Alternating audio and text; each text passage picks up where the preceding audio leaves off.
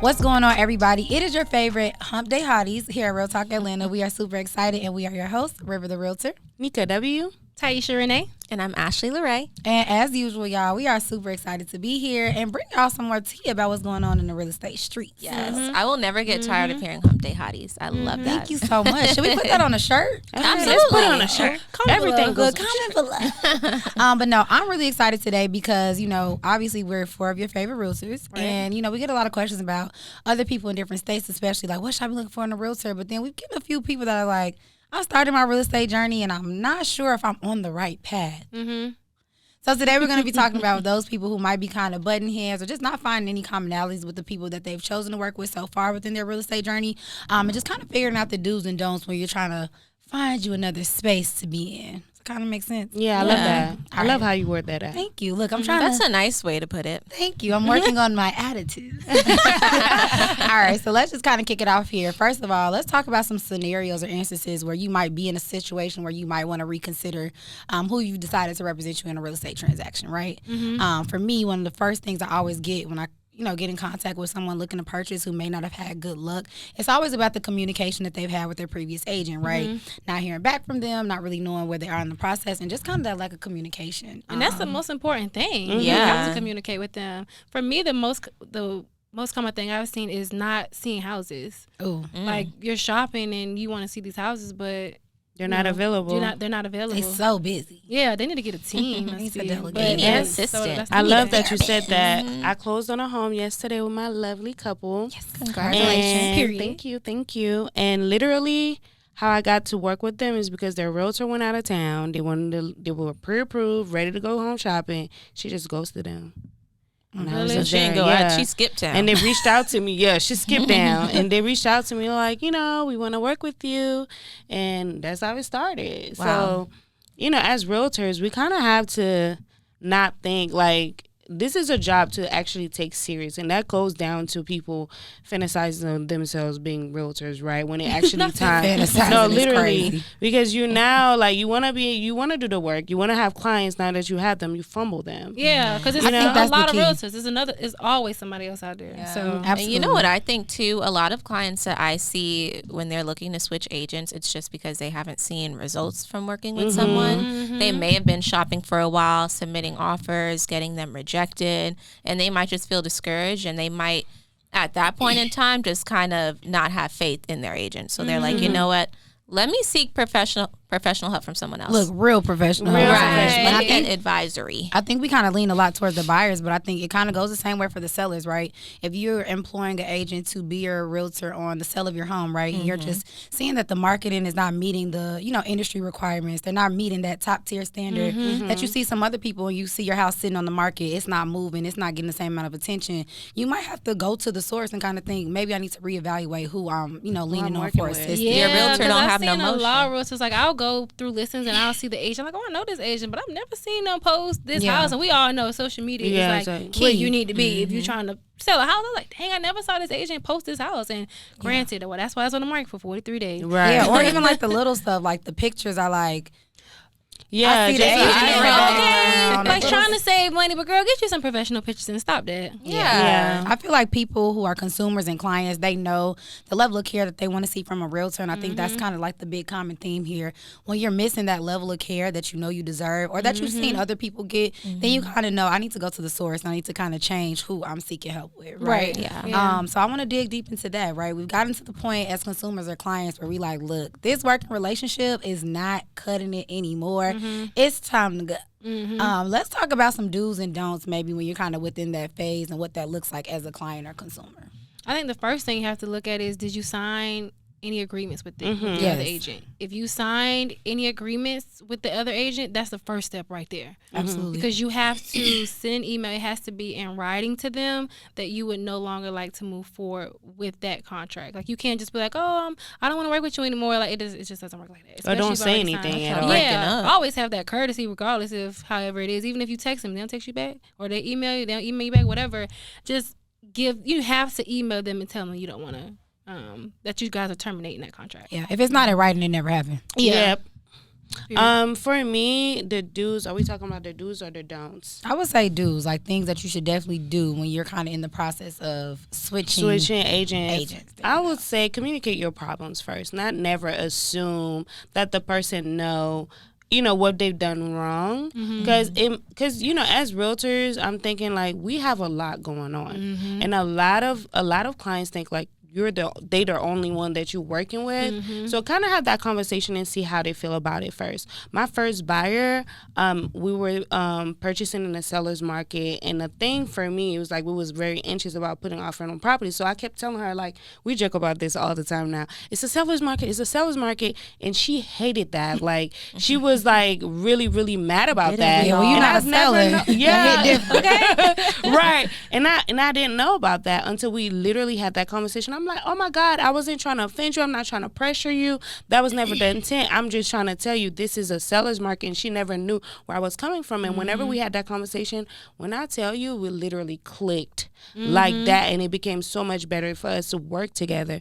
So I think a biggest do for me is just like have that conversation first and see how they receive it, and from there go and make that decision like, okay, this is just not working I think out. that one ties really good into what Ashley mentioned about people leaving their agents because they're losing offers and all that good stuff. But in the seller's market, you definitely had to give your agent grace because everybody was out there losing offers. Like if you got 100 offers on the house, 50 offers on the house, you could probably, if you're not all cash or going as strong as you can, you're probably going to lose. So that in that type of situation where it is a seller's market, I would say you have to give them a little grace and have that conversation and communicate with them for sure. And a lot of buyers don't even know what a seller's market is. Right. So you have to communicate that stuff. I think the biggest thing for me, if you are looking to transition and switch realtors, definitely do interview agents and kind of see. I think you should use that as a learning lesson, what you didn't necessarily like or the attributes that you didn't really like in your previous agent, and interview other agents to see what exactly it is that may help you, what you may like about them, how your relationship may be, if you guys even connect. Because it's not even just like a professional relationship. You guys have to actually like click, on a personal level. So definitely interview other agents, but not too much, not too many. Right. Not too much. Don't put too much, not too much. I I think to kind of touch on what Taisha was talking about with the paperwork and putting stuff in writing, I think in addition to like canceling your agreement or your contract with them in writing, I think understanding the terms of that contract is going to be very important before you decide if you want to jump ship or do anything like that. One thing that a lot of people don't ask, and I think even before you get to the point of wanting to terminate that relationship, you need to be asking on the front end what it is that you're signing. When we sign these buyer brokerage agreements between us as realtors and you as clients, there are certain things in there that protect both parties. And so when you're ready to terminate or get to that space, you need to understand what that penalty may look like, because that's a very real thing, right? It might be that the homes that they've shown you, if you want to continue working with those homes, that client might still have to get paid, right? That might cost you, to have to pay commission to another realtor. Or there may be just any type of fees or cancellation policies. You want to be privy to that before you try to jump ship and move forth, because that can affect, what your next move is going to look like with another realtor. And that's agents love retainer fees. Okay, because I did have a instance on that, because I had a listing that I was listing. You guys know about this, but it was another agent that stole. I already had a seller's brokerage agreement, exclusive seller's brokerage agreement with my client, and the agent, I sent them something, and they actually got the information of the seller, try to get the listing themselves, and had them sign something else, and kind of sold it, like lied to the seller basically, and say, oh, I already have a buyer, and this and this and this and that.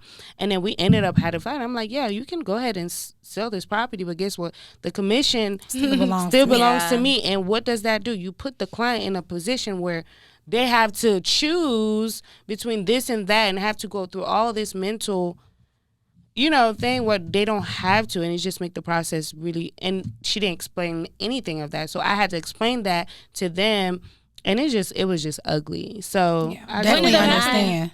You gotta tell us what happened with the story.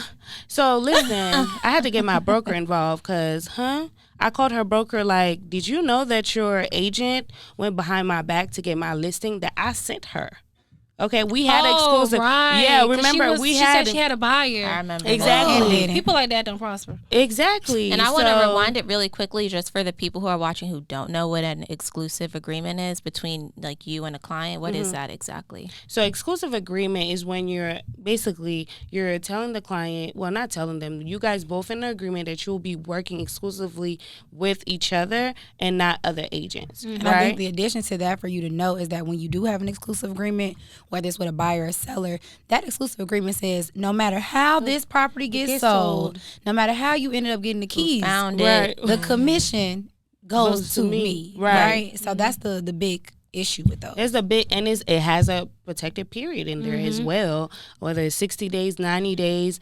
If you, like in this instance, if they had moved forward with the other agent, I was still protected within my contract because you've already signed it. And I've already told you that. So it's just like, a lot of times clients, they just, it's just a contract, whatever. They don't read it. But you should read every contract that you're signing when it comes to property. Yeah. And that's a big thing I also just want to touch on really quickly, if there's any agents watching this, is that when you are onboarding new clients, you need to ask them if they've ever worked with another agent and if they have an exclusive agreement in place already. Because you could do all that work and then not know that they signed something, and now you're not entitled to your commission. Exactly. So. And a little emphasis on that protected period. So you did it for sellers, but for buyers, if the agent shows you a property, you can't have no interest in that property for whatever that protected period is. It's usually about 60 to 90 days, depending on what they put. But you can move forward, but it's still going to be that agent that you have to move forward with. Yeah. So be very careful if you are in the mix or thinking about firing your agent. Be sure that they haven't already showed you your dream home, because if you do try to move forward with a new realtor on a home that previous agent has already shown you, your new realtor will not get paid, right? That commission is going to automatically go to the person you initially signed the contract with, who showed you the home that you're trying to move forward with. And you have some agents that would force you to keep going through that, partnership with them and say, hey, I've already showed you 15 houses. You trying to terminate for some odd reason just because your cousin wants now, you already seen the home and now they want to write the contract for you. That's a no. I'm not signing the mutual agreement to terminate this. So now, that's how it protects the agent, because you can have that. Like, you can show this person so many houses. They'll find out Aunt Sue got her license. Your mom you need to use Aunt Sue to get your house. So now you want to go and work with your family member, which is fine. But like, dang, we already put in all this work. So that's why that agreement also protects the agent, so that our work is not going in vain. Because if you use Aunt Sue, you will get sued. You see what they did? I like So I think the biggest thing in terms of when it comes to what you do want to do, if you're trying to get rid of your agent or just kind of move and change shifts that kind of work with you, one, understand what it is you've already agreed to. B, figure out how to best move forward under those pretenses. And then third, like Ash was talking about, already kind of keep in mind what was working and what didn't, so that you can find the right agent and kind of move forward in a way that's best conducive for you to find a piece of real estate that works. Yeah. And sometimes you have to ask yourself, am I the problem? Because sometimes you might be the problem. Self-reflection is everything. Is it me? Okay. I think I'm the problem. I'm screaming. Okay, so in terms of do's, I think we kind of touched based on that, but let's talk about some more of like the absolute don'ts, right? I think one thing that you said early on that was really good was like, don't be combative, I feel like, and still give grace. Right. I think even if the working relationship doesn't work out, especially if it wasn't an instance of like the realtor disrespecting you or putting you in a predicament where you feel uncomfortable or anything that just pushes the line, I feel like still give grace and be okay with giving feedback. I think it's okay to be transparent and say, you know what, I think you're a great person. I just don't think we're compatible on a working stance. This is why, right? I think providing that feedback from a client or a consumer, it helps us as agents be better. It may not have worked out for you, but it'll help us as we move forward in our careers, and I think it'll be appreciated. Right, because every agent is not perfect. I mean, nobody's perfect, so someone's going to mess up, and if it's, don't go in with the mindset that is going to be perfect. There may be something like, I'm so sorry, like, let's do this showing at this time. Maybe you thought it was at 9 o'clock, but it's really at 11 o'clock. Like, there's things that just happen, and then I know some people, they don't like that. They're like, oh, if you mess up one time, they're done. Right. It's kind of like give them grace and understand that nobody's perfect. I think that's good because, like you mentioned before, Nika, too, I think a lot of clients think that they are our only clients. And with giving us grace, I will say, like, real estate is the hardest thing I've ever done in my life. The hardest job I've ever had. Okay. So if it wasn't for most of my clients giving me grace, I'll probably have no clients, to be completely honest. Like, if having to manage different clients' schedules, because we kind of work on our schedules, but also our clients' schedules. schedule. So Definitely managing different people, and sometimes we have bad days too. Like there may be a day where one client may not, what am I trying to say? I don't want to say fall off, but yeah, one client may not require as much attention. Yes. Thank you. It's the Hennessy. But you know what I'm saying? Like you have to have to give each other grace. I think that's really big. And I would definitely say, especially if like y'all are big on social media, I just wouldn't be unprofessional. Take certain things to like the internet or social media that may be that's a good that may mess up their business just because, that agent y'all didn't work out doesn't mean that they wouldn't work out to other people. So just keep it like private and cute. Yeah. Okay, I would say don't use Natalie. She's not even. Do keep in mind, you guys, that we're actual people. Like we go out, we need to eat, we need to engage with our friends, and so whenever you see me at SZA concert and we have showings in the morning. Just mind your business. Right. Oh my God. There's no I'm still gonna be there, and you're just gonna have to have that trust with us. Yeah. And to my point, something that I've been noticing, I feel like because as realtors, there's no really big fees that you have to pay up front. A lot of buyers and a lot of clients don't take our profession as serious as they need to. So it comes, So they. Gas. Okay. and that. I hit a hot spot for Taisha.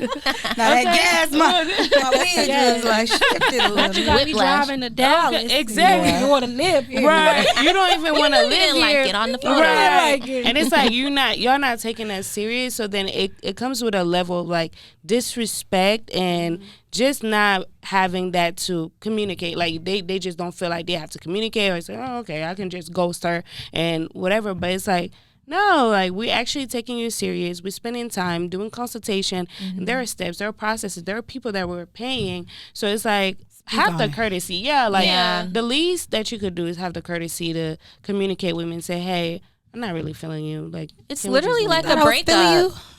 Sorry. Your realtor. No, I think that's really good. And I know we kind of touched on it beforehand, but I think the communicative part of it. Love that word. I think that's a big deal, right? I think don't be standoffish or don't be dry. Like really just be open to, hey, you know what? I'm not really feeling this no more. And that's okay. I think we still are pouring our resources into you. Like if we're taking you to see homes and you're not really feeling the relationship or even feeling the process of buying a home right now, or what's going on is not currently conducive to what you're looking for, be communicative about that and let us utilize our resources where they're better used, right? Can I say one thing too? Because this happened to me before. And River, the exact client who I'm gonna talk about. But I was working with this one client, and he, Don't make me fall out. No, what I was gonna say, don't do this because it really pissed me off. So I got to say it. But I was working with this one client, and he wasn't really trying to take my guidance and like listen to what I was trying to say, what our lender was trying to say. So he kind of went ghost and just kind of did it his own way. And I hadn't heard from him in months, and then he just like randomly texted me like, "Hey, Ashley, I just closed on my house today." I'm like, okay, don't text me. Wow. Like, oh, girl. He closed on his house? Yes. Is not in agreement with you? This was so long ago, but it was like, honestly, like his, credit was bad. Like it was so much that was going on, and he just kind of tried to do it his own way, which is fine. It happened like months later. What did you text him back? Oh, congratulations. But like, I was like, why are you telling me this now? Like all these months later, don't throw things in people's faces. I have no comment in regards to that comment. And I think the last one is don't lie. Because I feel like a lot of people, you ask them if they signed a contract. They're like, I don't remember. Like, did I sign a contract? Let me Don't check. put the agent that you're looking at working with in jeopardy. Like, that's just bad business. I'd rather for you to be honest. Yeah, be honest. If you have, when someone tells me they have signed something, don't call me back until it's not to terminated. I can't assist you, but you must send them an email. You must communicate that to them. Yeah, don't be a coward. I don't want to work with a about client like that anyway. Yeah, because if you tell me you haven't, and somebody DMs me like, "Oh, girl, this was my client," like, "Girl, she didn't tell me that." Right. Yeah, I think the big word there is liability, right? Yeah. Don't become a liability for my business. Don't become a liability in my life. When you do stuff and you're not transparent, that can kind of mess up what we have on the back end. We work independently, but we also work for companies. Right. When things happen like that, it becomes a big issue for not just you, not just me, but everybody involved, the companies included. If you know you signed something, the best thing to do is be transparent and do what you need to do to end that first relationship before building a new one to protect everybody's interest. At the end, you're going to be the one that loses. Yeah. It's not we're going to be mad. We're not going to like fight you. Like, just tell us, you know. Definitely not fighting you. And I had an instance, like, when I say be honest, I'd rather for you to tell me straight up. I had a client tell me, like, hey, I've had trauma with past realtors. I am not signing up. Trauma is crazy. What happened? She was like, I'm not signing up BBA. Whoever finds me the house, I'd rather for you to go ahead and shoot to me like that, straight like that. Because then I'll be like, you know what? I want to be that girl that closed your house so I can prove you wrong. But at the same time, I'm like, listen, if you're not signing up BBA as well, don't expect me to put my 100% in there. Yeah. Because that's what protects me. It's business, right? Yeah. So you're not obligated to perform those duties anymore without that agreement. So right. Go ask. They're a customer, not agent a client. A or B. I'm screaming. I do want to touch on this one last point, just kind of reiterate this again, because we kind of talked about this, but let's not. A don't for me is that don't take it to the internet, right? I've never had this instance, but I have seen a lot of issues where people will badmouth the person they worked with before, or like say all these things without giving them grace or asking the questions. And I think the one thing we have to remember is, you never want to like pour gasoline on someone's business and start a whole fire, but you also never know what that person can do for you in your own personal life. So I think a gem and a takeaway is never burn a bridge, right? Yes. Some of my clients, both past and present, some of the people I've worked with, you know, they bridged a lot of gaps for me to get to the next client or go here or go there. And even though that working relationship with your realtor may not have worked out, you never know who that person knows and how that can impact your personal life or impact their business. So I would say a don't is like keep it all in house, express your concerns, but like keep it professional. Keep it cute. Yeah. And Atlanta is small. You never know when you're going to see somebody again, have to work with them. Outside. Or when that realtor is going to be on the opposite end of your transaction. But I remember her. This name looked familiar on this person. Oh, you want to buy a house that I've listed? Not going to happen, boo. Have fun. Right. Yeah, no, Atlanta really is small. And the girls who selling. So y'all might want to be careful on that note. But I think that's a good place to stop. Like we said, when it comes to finding you new representation in the field of real estate, there are a lot of things that you should do, like be communicative, be transparent, be open and honest, but don't be messy, don't be crazy, and don't put no gas on that's the not fire. cute. So, Keep it professional. Yeah, keep it cute always. So with that, I want to pass it over to somebody who's always super cute. Oh, thanks, guys. Our little realtor bae. Ashley Ray. With the question of the day. Yes. Right, so if you have not watched our show before, we have this segment called the question of the day where we take questions from our audience. You guys can submit your questions by shooting us a DM on Instagram at realtalkatlanta or send us an email at realtalkatlpod@gmail.com. So today's question, I thought it was kind of interesting. Someone wanted to know what 3 words would we use to describe like the perfect day in real estate. The perfect day. I'm gonna say the one word 3 times. Closing, closing, closing. Okay. I had something similar, like paid. closing, commission, consultations. Oh, I love that. The 3 C's. Love that. Okay, I want to redo mine. Go ahead. No, on a serious tip, I think 3 words for me is gonna be like organized.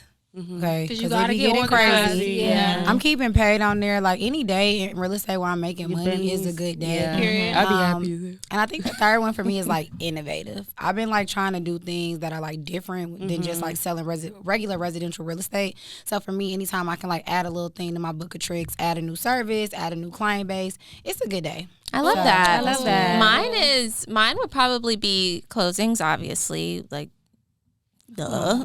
Closings being, or sorry, I was about to say 2 words. Productivity. I'm about to say, get it up. Get it up. Closings, productive. I like that better. Yeah. And like interactive. I like Not you like meeting. me in a Now she hate admin day. Yeah, like being able to kind of connect with clients or just people interacting with you guys or even our audience. You know, Yeah, In the field, girl. Okay. Yeah, and networking. Period. I love a nice brokers you only get open. 3. Okay, mine is still closing, but closing for 3 different reasons. Closing because somebody else is start taking the first steps to home ownership, closing because commissions paid, and closing because like I feel like at the end of every transaction I can say to myself, I did it. Right. Like I really walked another individual from start to finish to purchase a home, and each time that just feels like a huge triumph. Real big. Wow. Yeah, because don't get me wrong, getting paid at closing, we gonna get paid. We went to work. I mean, that's our job. Come on. And I feel like the pay, it means a lot, but it's like we worked for it. Yeah, I think it's that whole idea of like, dang, I did it. Like another one is done. Like, You know what, like, my favorite phrase is, because I'm like, damn, this is really happening, when they say, can you witness this? oh yes, I be and will. okay, well, pen please, blue pen please. Right. I love that. That was a real good question. Yeah. All right. Well, I appreciate everybody who's watching, everyone who's gonna watch, and everyone who will continue to watch. Every week. Yeah, every week y'all know where to find us. Your favorite Hump Day hotties here on Real Talk Atlanta, and we will see y'all next Wednesday and every Wednesday after that. Period. Period. We ain't going nowhere. Bye. Bye.